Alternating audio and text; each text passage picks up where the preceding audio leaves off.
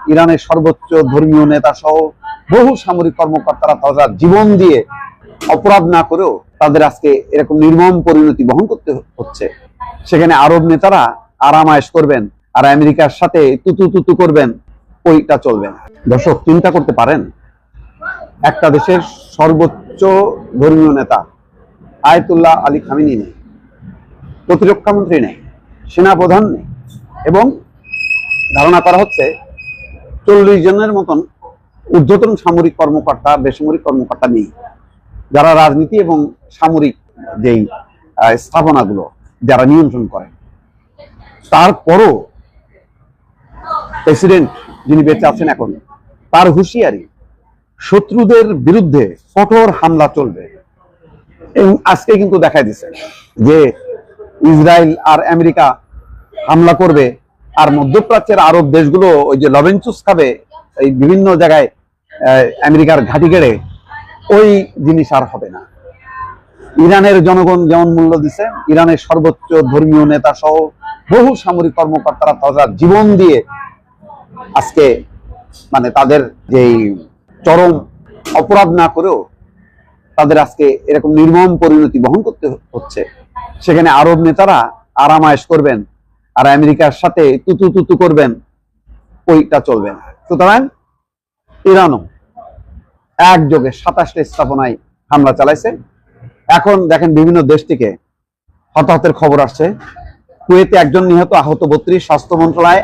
আমিরাতে 3 জন নিহত, আহত 38, এবং এই খবরাখবরগুলো কিন্তু আরো আসছে।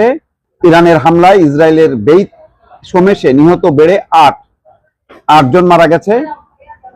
ইরানের ক্ষেপণাস্ত্র হামলায় ইসরায়েলে 6 জন নিহত, এই খবরাখবরগুলো কিন্তু আসছে।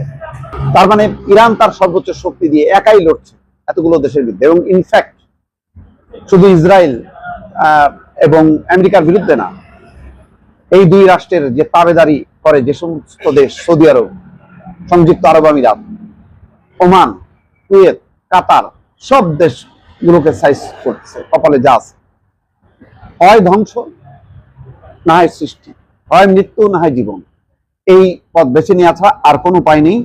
সেটা অলরেডি ইরানের পররাষ্ট্রমন্ত্রী আব্বাস আরাকচি কি বলছেন যে আরব দেশগুলির উচিত ইসরায়েল এবং যুক্তরাষ্ট্রের উপর ক্ষুব্ধ হওয়া, ইরানের উপর নয়। কারণ ইরান এই যুদ্ধ বাধায়নি, যুদ্ধ যারা বাধাইছে এটা তাদেরকে লক্ষ্য করে হামলা চলছে।